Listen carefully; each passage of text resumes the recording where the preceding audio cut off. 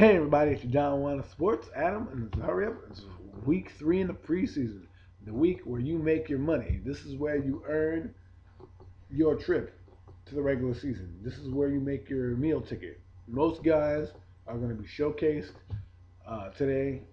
Those who are not going to, or this week, who are going to be traded. Those who haven't played are going to be showcased to see if they got it. And right now, it's basically your time. This is what you're gonna be playing with in the week 3. Why do they start in week 3 instead of week 4? Because week 4 is the regular season. You want your starters fresh. There's 10 days from, unless you're the Saints or the Packers or anything like that. There's 10 days from that Thursday where everybody plays till about regular season. 7 for the Packers and Saints because they're playing on that Thursday night. But you understand what I'm saying. So at that point, you're just looking at depth, and you want to keep your guys fresh, have them have buys for the start of the first couple weeks. Now, what you want to see in the preseason is improvement on the areas that you worked on. For example, if you looked at the Giant game last week and you're a Giant fan, you have to be impressed with the special teams unit. Even though they aren't a great unit, they did have a great dynamic kick return.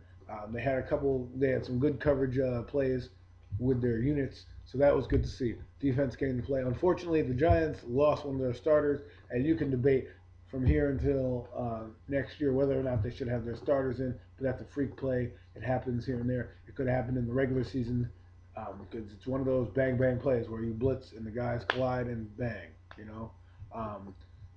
You can blame it on the turf. You can say whatever you want about it, but what it really is just it's a freak injury. There's nothing you can really do about it. But now it's week 3. This is the chance where you may get to see some different personnel packages, some different personnel groupings, maybe a little bit more diverse defense. If you're a Giant fan, you're looking forward to this weekend, not only because it's a crosstown rival, and a Jet fan the same way, not only because it's your crosstown rival or cross-state rival, whatever you want to call it, but it's a chance to see 2 different defenses that you don't normally see. See, the Jets play in the AFC East, so most of the teams in the AFC East play a 3-4 defense. Most of the teams in the NFC East play a 4-3 defense, minus the Cowboys. They play 3-4.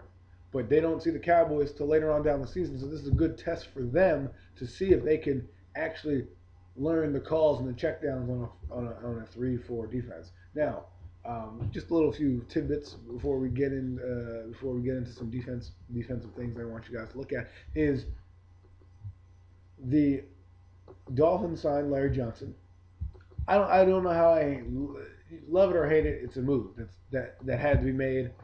They needed a running back, a proven running back. They have Daniel Thomas, the rookie. They have Reggie Bush, and now they have a veteran back there to really shore up the whole line, the whole running back picture for them. So he's not going to come in to be a starter, but it allows them to bring in a power back in case Reggie Bush gets injured, because he's probably not going to play a full season, and he can't take the wear and tear on his body. So it's a good pick for them in that aspect of it. Again, getting back to the week three season, this is a chance to see who's starting. For example, Cam Newton is starting. And one reason Cam Newton is starting is not only because he's the number 1 overall pick, but it's to move the regime out and say, hey, we're past the John Fox regime. We're onto the Ron Rivera regime. That's why they're going to start.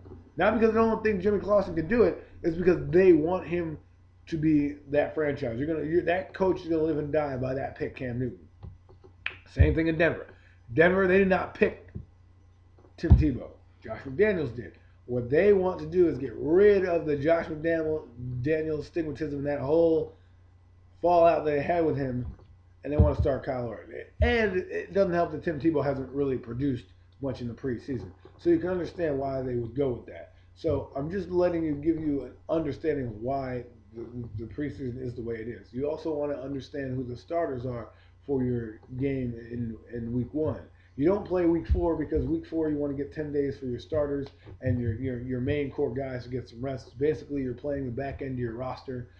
Some of the guys that you might want to keep, some of the guys you may want to showcase for a trade. Both these games are critical for guys on the bubble who either A, are going to be traded, or B, want to make a roster spot. So these 2 games are basically critical that way. Third game, you want to see improvement, like the Eagles want to see improvement.